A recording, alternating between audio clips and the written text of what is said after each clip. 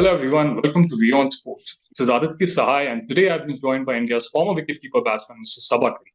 So thank you so much for joining with us. Cheers, Aditya. How have you been? How have you managed to follow all the cricketing action which has been happening across the globe?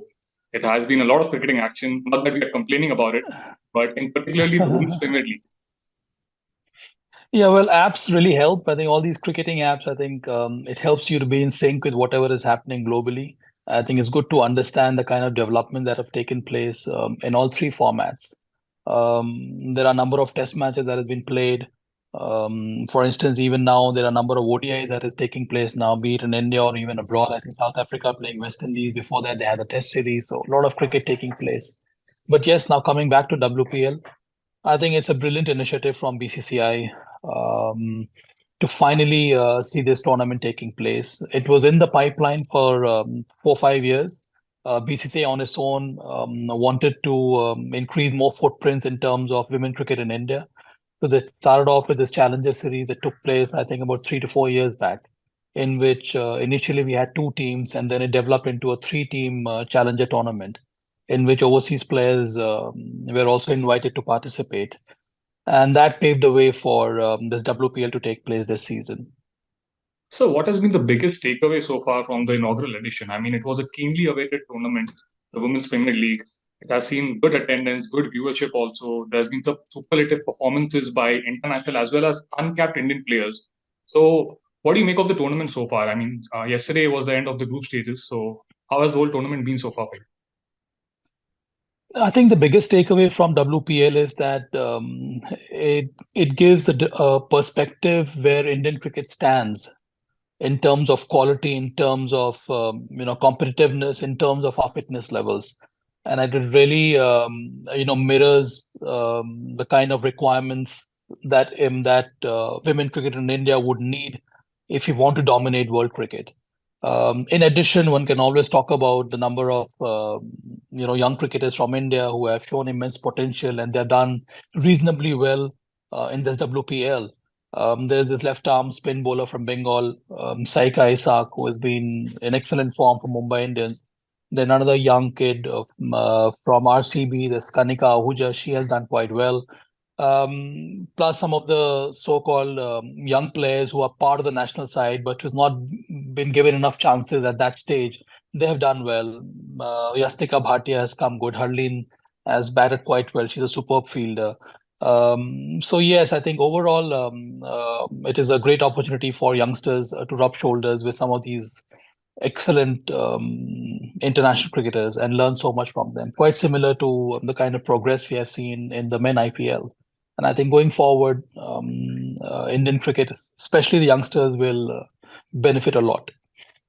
So, do you think the tournament can be expanded from next year with in terms of more teams coming in, or there still can be a few more years before we take that step? That from five we can be 6 to 8 teams. I think not from next year, Aditya. I think BCCI has been very judicious in expanding the number of teams, and I think they have decided already that it'll take another 2 years before they want to add some more side in the competition.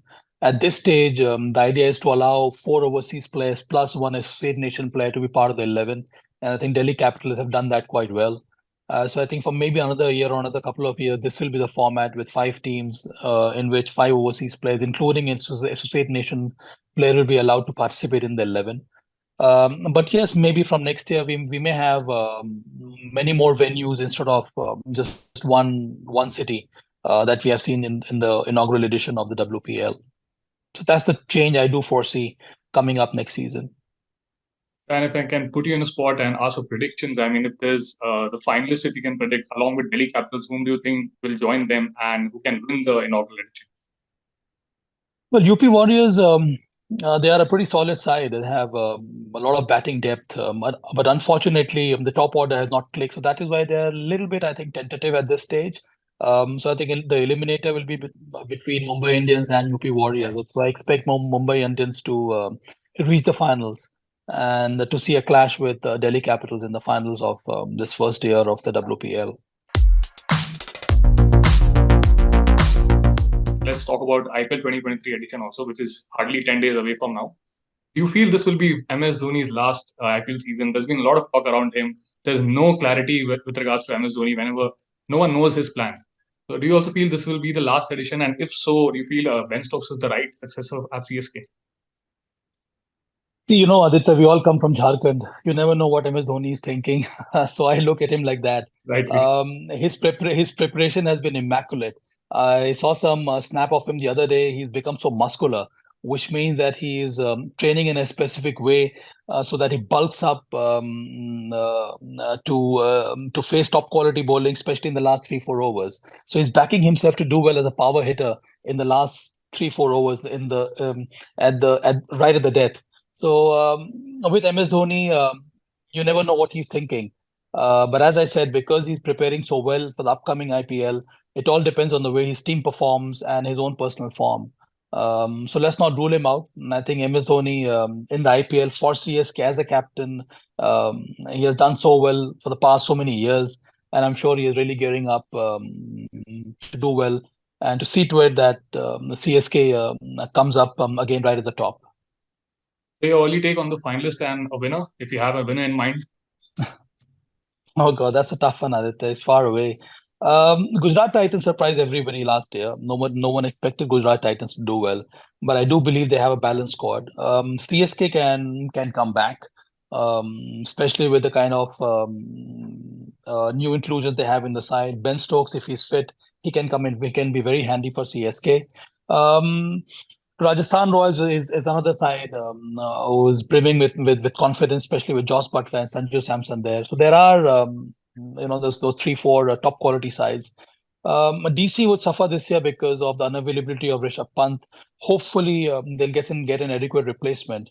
Mitchell Marsh seems to be in excellent form, and if David Warner can regain his prime form, then I think Delhi Capitals can also be very handy. So I do look at these 3-4 teams who can make it to the playoffs and who can fight for the title this season.